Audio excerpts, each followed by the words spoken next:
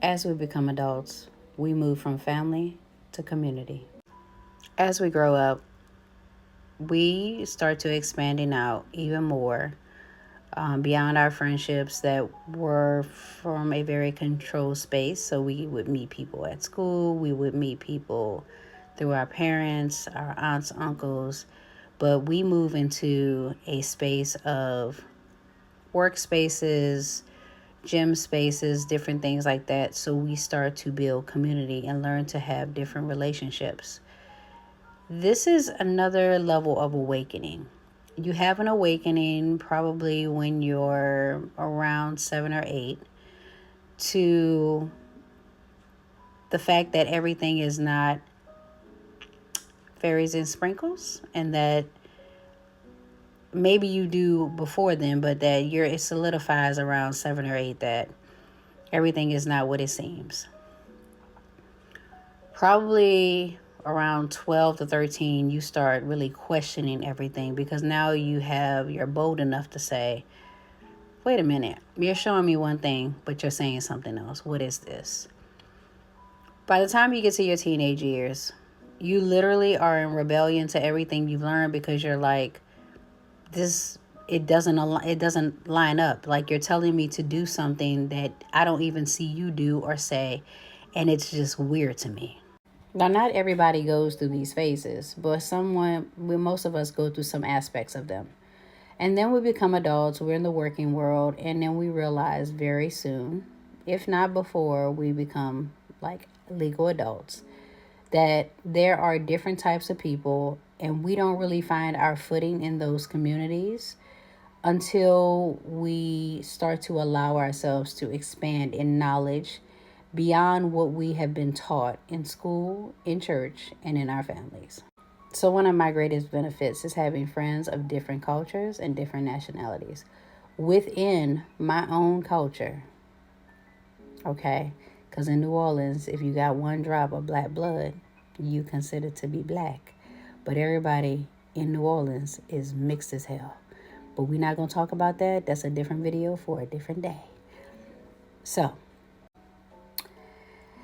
So even in my black community, I would be around some people and I wasn't black enough to be black.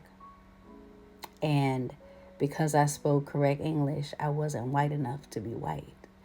And many times when you are a mixed child, you have your own identity crisis because you don't know how to fit in. You start looking for yourself in other people. I believe all children, all young adults, even into your 20s and 30s, you start looking for yourself in other people, not realizing that all of yourself is within yourself.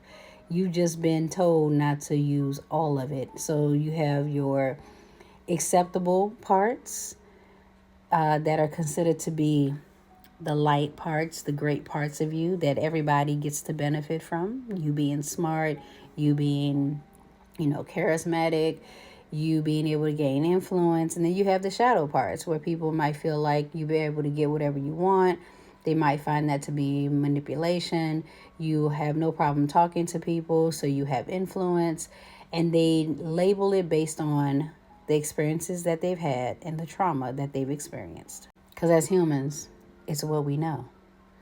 We don't know our traumas, and we are going to definitely know our experiences until we're taught something different. So being exposed to other cultures really expands you. It does not solidify your identity. It expands your identity. Basically, whenever I'm around other cultures, I love tasting their foods, learning about their cultures and practices, and why they do the things that they do. Within my spiritual journey, I actually learned meditation from Buddhist monks. I actually know a Buddhist monk. I learned a lot about meditation before I met him, and then it explained to me by being in the presence of one of the higher monks. The level of peace that you feel radiating off his body was insane. I almost felt like I was in awe, like my body wanted to collapse, because he brought that much peace into the room. But I've also experienced that with people. I have a friend that's a doula, and when she comes in, she brings in peace into the room. And she's a water sign, so that her ability to radiate her energy into a space is amazing. She brings peace and a level of just, I don't even want to say humility. It feels like just welcoming in the room. Welcoming is what she brings. She practices Rastafari. She is a white woman. She did have locks at the time, and she practices the Rastafari belief system. There's some aspect of that could be looked at as shadow. She can find shadows in there because there are things that she were rejected for, but she stands in those because it's what she believes and it's where she thrives. So this video is to tell you to find the spaces that you thrive, even if they're shadow. Even if it's the shadow parts that you were told that were not okay, your community will help you understand. And your community will evolve over time. You will add on people, and there will be people who will retreat back. Some of them will spin the block and come back around. But you have to be in flow with the universe of those coming in and coming out. Much like our ginger community being welcomed and embraced in this moment, they feel like this is now, and something may change. But even within the black community, we have a level of flow that happens where we can be with one group one day and the next day we're with another group. It's just who we are.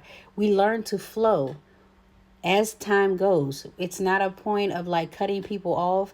See, there's a practice where people are like, oh, they're not talking to me no more. I haven't seen them in a while. Cut them off. What if they're going through something and we have no idea what's going on with them? You just have to let people go through their cycles. If you're going to let them build their own karma, let them have their own cycles. And you just could keep continuing to experience other people, other cultures, other lifestyles so that you can know what you desire, not so you can cover what they have, so you can understand what you truly want.